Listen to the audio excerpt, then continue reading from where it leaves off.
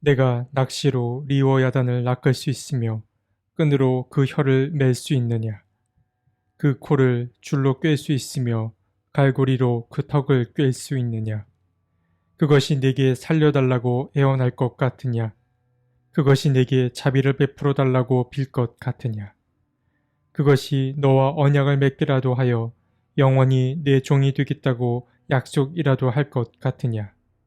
내가 그것을 새처럼 길들여서 데리고 놀 수 있겠으며 또 그것을 끈으로 메어서 여종들의 놀이개로 삼을 수 있겠느냐? 어부들이 그것을 가지고 흥정하고 그것을 토막내어 상인들에게 팔 수 있겠느냐? 내가 창으로 그것의 가죽을 꿰뚫을 수 있으며 작살로 그 머리를 찌를 수 있겠느냐? 손으로 한번 만져만 보아도 그것과 싸울 생각은 못할 것이다. 욥기 41장 1에서 8절 말씀. 욥기의 이야기도 이제 내일이면 끝이 납니다. 욥기에 등장한 인물은 손에 꼽힐 만큼 소수였지만 그들은 많은 이야기를 쏟아냈고 또 그들의 이야기를 엿보며 우리는 깨달음을 얻을 수 있었습니다.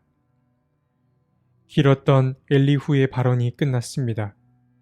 그리고 드디어 침묵하시던 하나님이 등장합니다. 욥기 38장에 등장한 하나님은 오늘 본문인 41장까지 자신의 속 이야기를 전하십니다.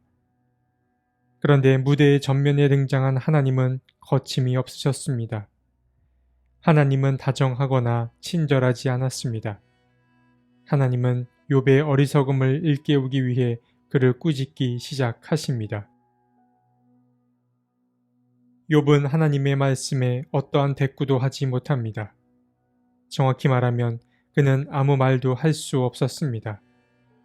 왜냐하면 그분이 하시는 말씀은 인간의 이성과 지혜로는 절대 닿을 수 없는 이야기였기 때문입니다. 하나님은 광활한 우주나 바다의 혼돈, 떠오르는 아침 태양이나 깊은 바다와 같이 인간의 인식 너머의 이야기를 하셨기 때문입니다. 그런데 이야기를 이어가던 하나님은 두 개의 짐승을 언급하시는데 하나는 베헤못이고 다른 하나는 리워야단이었습니다. 어제 이야기에 등장한 베헤못은 욥기에만 등장하는 짐승이고 오늘 본문에 등장한 리워야단은 시편이나 이사야에도 등장하는 짐승입니다. 베헤못은 정확히 알기 어려운 짐승이나 하마와 유사한 짐승이라고 여기면 좋을 것 같습니다. 그는 무척 힘이 세고 매우 뛰어난 짐승인데 그는 하나님의 손에 들린 파괴의 도구라고 볼 수 있습니다. 그를 묘사한 이야기를 보면 어마어마한 힘 때문에 엄청난 위압감을 느끼게 됩니다. 그런데 오늘 본문인 욥기 41장을 보면 그보다 더 강력한 짐승이 소개되는 걸 알 수 있습니다. 베헤못은 육지의 짐승이라고 볼 수 있습니다. 그러나 오늘 본문에 등장한 리워야단은 바다의 짐승이라고 할 수 있습니다. 그는 리바이어던이라고도 불리는데 그는 마치 거대한 고래나 악어를 떠올리게 만듭니다. 이 리워야단은 서양에서는 혼돈과 흑암을 상징하는 동물로 알려져 있습니다. 그러니까 쉽게 말해 그는 악을 대표하는 짐승인 것입니다. 시편과 이사야에 등장한 리워야단은 하나님의 질서에 위협을 가하는 짐승으로 소개됩니다. 먼저 시편의 저자는 하나님께서 리워야단의 머리를 부수시고 그것을 사막에 사는 자에게 음식물로 주셨다고 말하고 있습니다. 그리고 이사야 27장을 보면 그날이 오면 주님께서 좁고 예리한 큰 칼로 벌하실 것이다. 매끄러운 뱀 리워야단, 꼬물꼬물한 뱀 리워야단을 처치하실 것이다.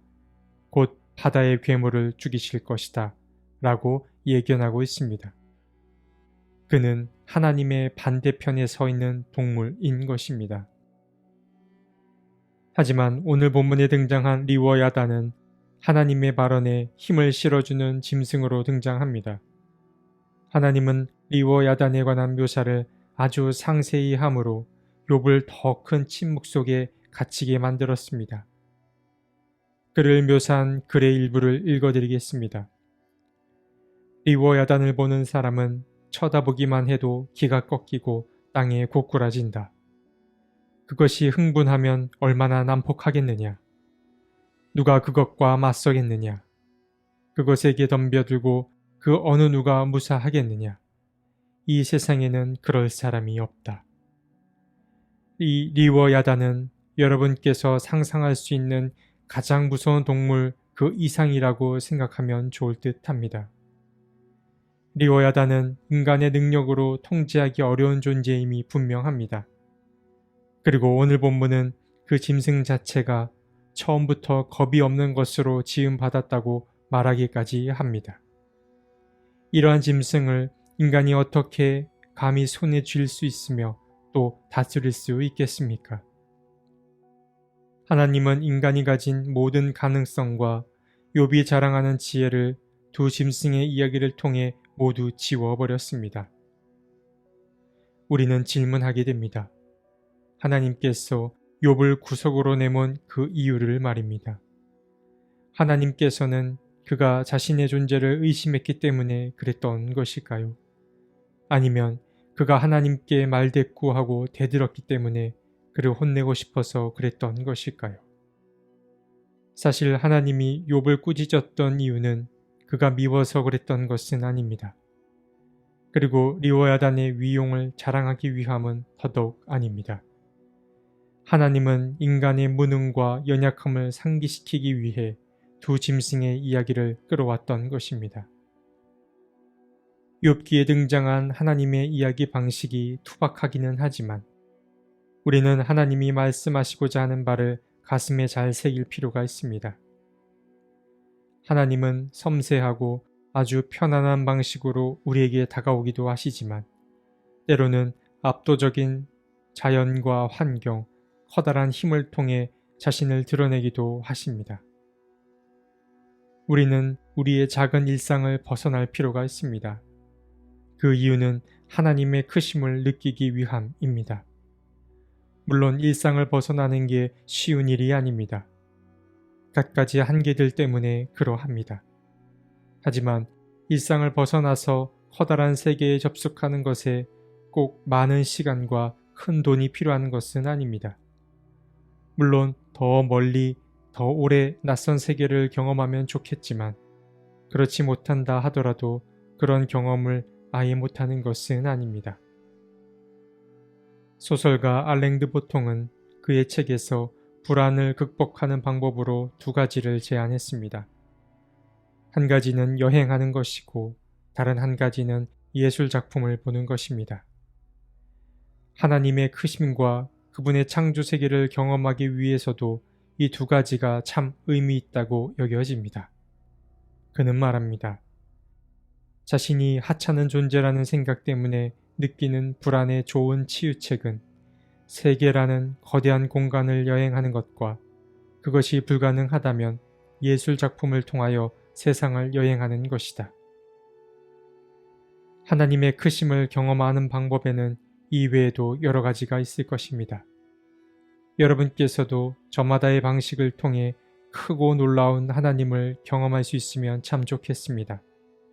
그래서 하나님과의 관계가 점점 깊어지고 나 자신을 더욱 사랑하며 그리고 내가 만나는 사람들과 우리의 자연을 더 잘 아끼고 더 잘 돌볼 수 있으면 좋겠습니다. 하나님, 당장 눈앞의 일만 처리하며 살다 보니 우리의 시야 또한 점점 좁아지는 걸 경험하게 됩니다.